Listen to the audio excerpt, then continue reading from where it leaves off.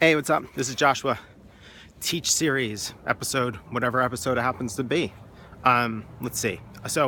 Right now I'm addressing kind of all the observations I have from the last 8 years of teaching art and design classes.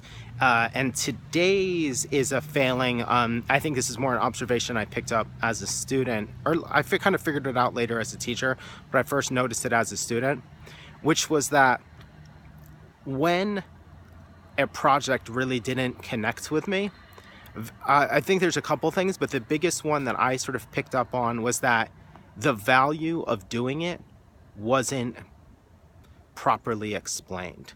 So it was sort of handed down as, here's a project, here's a thing you do. And I never got the teacher's perspective on why this was valuable. So sometimes it just seemed like a dumb exercise for the sake of doing it. And it was unclear why to do it. And it's pretty much one of the things I always notice is if I felt that way, there was usually 10 other people that felt that way too. And it was difficult to really get motivated to do it.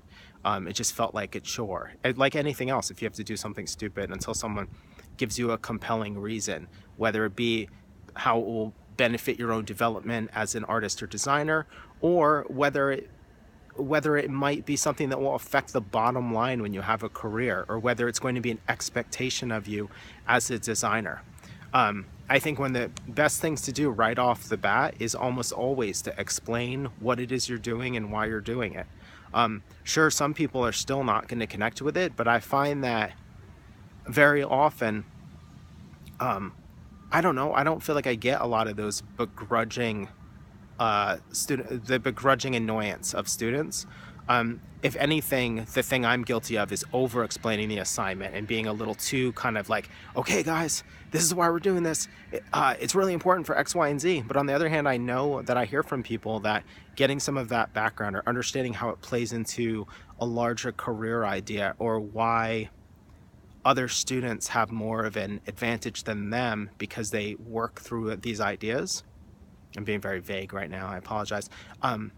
I just noticed that students really respond to that. So I just think as a general part of that kind of kickoff, like, explain the objectives, but then explain why you really believe in them, and explain it, I think, from a variety of levels, to the pragmatic of career, money, working with other people, to the more, I don't know, not esoteric, but the more philosophical of getting out of comfort zones and growing as an artist, because all of those things matter to everybody, and just covering it from those couple of bases is going to help a lot in terms of getting everyone on board. In the same way that when you're a working designer and you present a concept to someone, you don't just kind of put it out there and go, here you go.